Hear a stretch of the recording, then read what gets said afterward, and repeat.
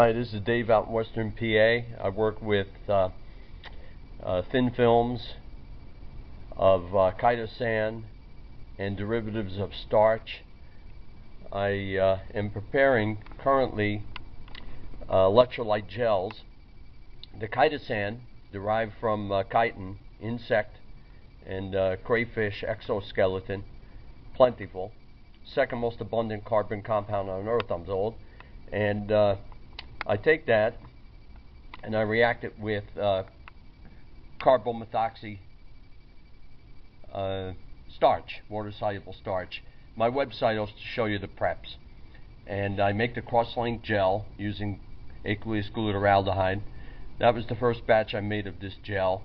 And I'm using it because I will have, it's a polyelectrolyte gel. The amines can be protonated, the carboxylic acid group can be ionized, and you can use it over a range of pHs and have charge. So I have it lightly soaked.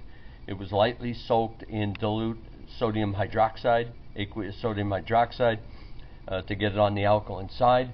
And I put together an aluminum air battery. It's stabilizing at 1.47 volts. When it was freshly prepared 15 minutes ago, I hit as high as 1.75 volts.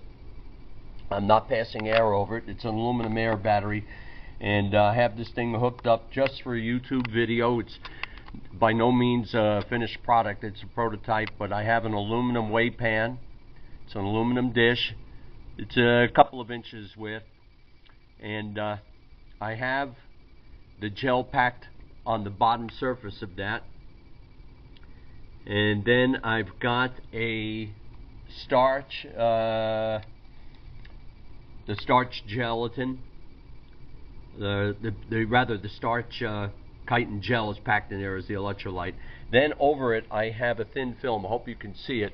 I also prepare thin films, and this material is a thin film I prepared from gelatin and a little bit of plasticizer glycerol, and I put that over the gel, and then a piece of filter paper, and then ground up activated carbon and manganese dioxide catalyst, because in the aluminum air battery, you know, the oxygen is being reduced,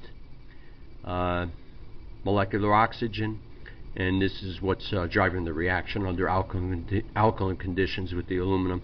I put a little bit of glue, crazy glue, on the electrode that I'm using.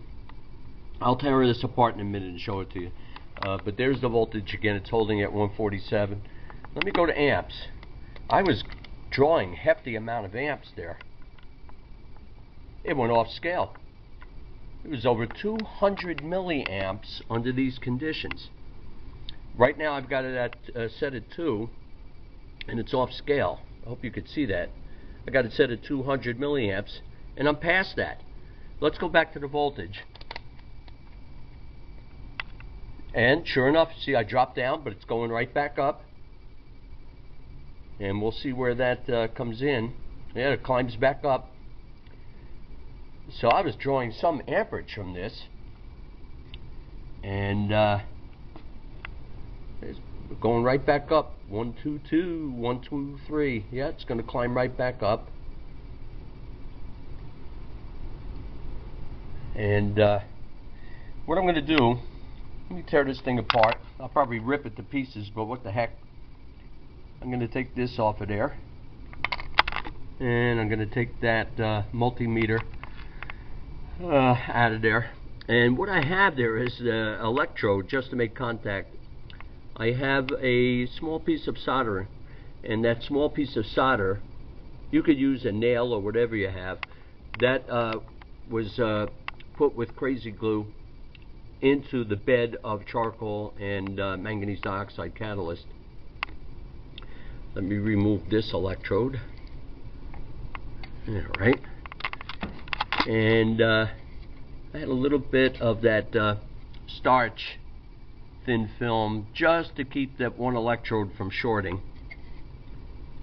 And yeah, here we are. See, give you a close-up of that. See the piece of solder? put right in there for ease of handling. And I will put it right back in. Maybe you could see the gel in there.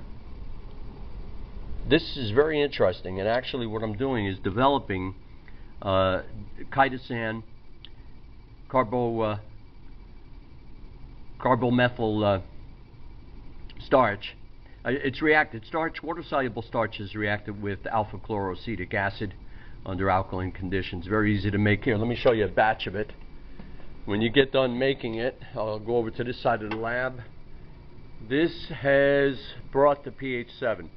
In there we have a rather viscous solution of the carbomethyl starch, and that has the carboxylic acid groups, and then coupled to the amino groups, depending on the pH, just like an amino acid, you can vary the formal charge, the net charge on the gel.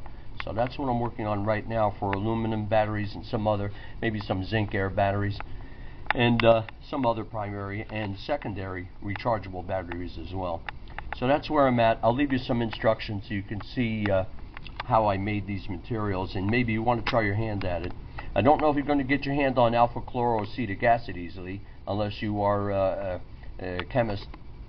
I'm a chemistry professor, so I have that here. The material was obtained from Sigma Aldrich. There's the chloroacetic acid. Pretty cheap. And that puts the 2-carbon carboxylic acid functionality onto the water-soluble starch. Okay, thanks for watching. Bye for now.